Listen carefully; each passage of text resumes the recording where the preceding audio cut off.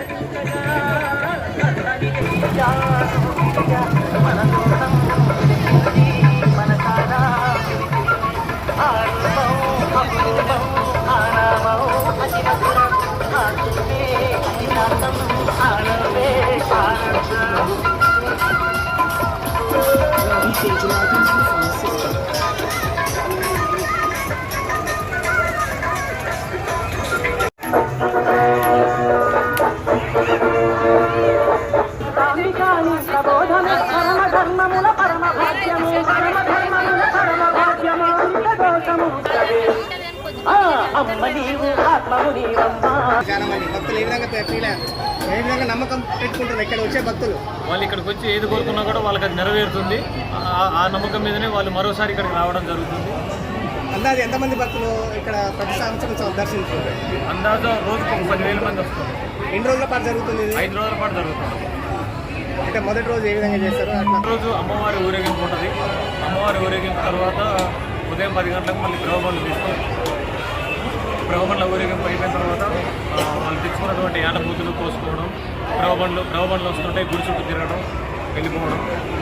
రెండో రోజు నుంచి మామూలుగా వస్తుంటారు, పోతూనే ఉంటారు. ప్రతిరోజు 5,000 నుంచి 10,000 మధ్యలో వస్తుంటారు, పోతారు.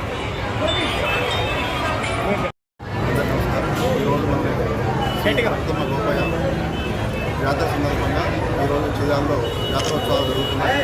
ఈ జాతరోత్సవాల్లో ముఖ్యంగా ఈ సంవత్సరం ప్రత్యేకత ఏంటంటే ఈ సంవత్సరం మనం 50 లక్షల రూపాయలతో గుడి నిర్మించుకోవడం జరిగింది. ఈ గుడికి సహకరించిన దాతలందరికీ, పునర్నిర్మాణ దాతలందరికీ పేరు పేరున నా యొక్క శుభాభినందనలు.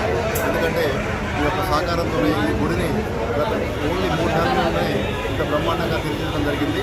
కాబట్టి మీరు నాకు ఈ సర్పంచ్గా చేయాల సేవలకు మీరందరూ నా వెంట ఉండి ప్రతిదానికి ఏ గుడి కడుతున్నాం అన్నా కానీ ముందు నాకు సహకరించినందుకు ప్రతి ఒక్క గ్రామ పౌరులకి ఈ సహకరించిన దాతలందరికీ ప్రతి ఒక్కరికి పేరు పేరు ధన్యవాదాలు. నా వెంట ఉండి ప్రతిదానికి ఏ గుడి కడుతున్నాం అన్నా కానీ ముందు నాకు సహకరించినందుకు ప్రతి ఒక్క గ్రామ పౌరులకి ఈ సహకరించిన దాతలందరికీ ప్రతి ఒక్కరికి పేరు పేరు ధన్యవాదాలు తెలుపుతున్నాను. అదేవిధంగా అమ్మవారు మహిమ చాలా గొప్పది. ఎందుకంటే ఈ గుడి స్టార్ట్ అయినప్పుడు అందరూ ఎక్కిరించారు, ఈ గుడి తొందరగా కంప్లీట్ అవుతున్నారు. కానీ అమ్మవారి మహిమ వల్ల మేము ఏమి డబ్బులు లేకుండా స్టార్ట్ చేసినాము. ఒక 3 నెలలనే చందాలు వచ్చి ఈ గుడి నిర్మాణం చేయడం కూడా జరిగింది. కాబట్టి దీన్ని బట్టే అర్థమవుతుంది అమ్మవారికి ఎంత మహిమ ఉందో. కాబట్టి మీరు ఇంకో భక్తులు కూడా ప్రతి ఏటా సంఖ్య పెరుగుతూనే ఉంటుంది. అదేవిధంగా దీనిలో భాగంగా మేము అభివృద్ధి చేయడం కోసం మేము ప్రతిరోజు ఏదో ఒక ఈవెంట్ చేయడం జరుగుతుంది. రేపు ఎల్లుండి 26, 27, 25 3 రోజులు నైట్ ప్రోగ్రామ్స్ ఉంటాయి. డ్యాన్స్, బేబీ డ్యాన్స్ ఇలాంటి ప్రోగ్రామ్స్ ఉంటాయి. లాస్ట్ రోజు అమ్మవారి కళ్యాణం ఉంటుంది. ఆ కళ్యాణానికి కూడా అందరు భక్తులు హాజరై ఈ యొక్క కార్యక్రమం ఇస్తూ ఈ యొక్క అవకాశిస్తున్నారు. ధన్యవాదాలు.